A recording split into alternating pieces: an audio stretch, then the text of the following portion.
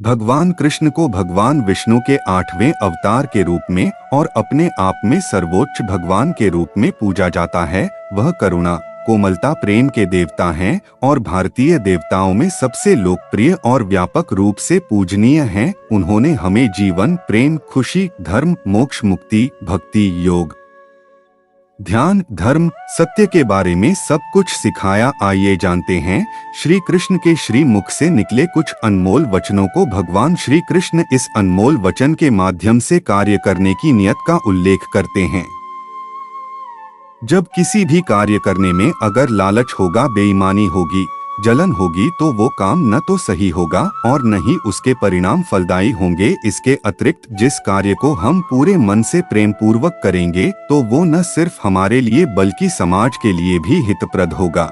जो व्यक्ति कामी प्रवृत्ति का होता हो, जिसके मन में लोभ होता है और जो अत्यधिक क्रोधी स्वभाव का होता है, उसके लिए नर्क के द्वार सदैव खुले होते हैं। अर्थात ऐसे व्यक्ति को तो सिर्फ नर्क में ही जगह मिलती है। भगवान श्री कृष्ण ही इस सृष्टि के पालनहार है।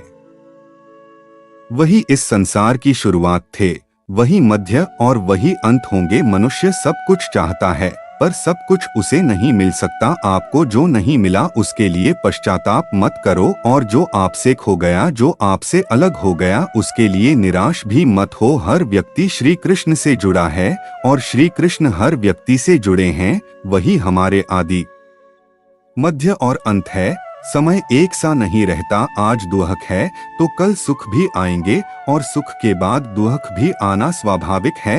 आपको पूरे धैर्य और श्री कृष्ण पर विश्वास के साथ अपना जीवन निर्वाह करना चाहिए। लोग अक्सर सच कहने से बचते हैं या डरते हैं, पर सत्य कभी छुप नहीं सकता और न ही कभी मिट सकता है। कितना भी छुपा ले पर सच तो उजागर हो ही जाएगा। इसलिए जो बात सच पर आधारित हो उसे करने या कहने और मानने से कभी नहीं डरना चाहिए। लोग अपने शरीर को सुंदर बनाने में लगे रहते हैं, पर आत्मा की सुंदरता शरीर की सुंदरता से कहीं ज्यादा महत्वपूर्ण है। शरीर तो नश्वर है, मिट्टी ही तो है, तो मिट्टी में ही मिल जाता है, पर आत्मा अमर है। इसलिए आत्मा की सुंदरता पर ध्यान दो। आत्मा की सुंदरता अपने को श्री कृष्ण में लीन करने, उसका कल्याण करते हैं। जब भी आप कोई बुरा कार्य करते हो या अच्छा कार्य करते हो, आपको लगता है कि कोई देख नहीं रहा, तो यहाँ श्री कृष्ण कहते हैं कि तुम जो कुछ भी कर रहे हो, मेरी दृष्टि सदैव तुम पर है। इसलिए आप यह मत समझे कि आप अकेले हैं, आपके साथ श्री कृष्ण सदैव हैं। जो कुछ हुआ अच्छे के लिए हुआ, जो हो रहा है अच्छे के लिए हो रहा है, जो होगा वह भी अच्छे के लिए ही होगा। तो सकारात्मक रहो और अपना कर्म करो। हमारी सफलता और असफलता इस बात पर निर्भर करती है कि हम खुद पर कितना विश्वास करते हैं।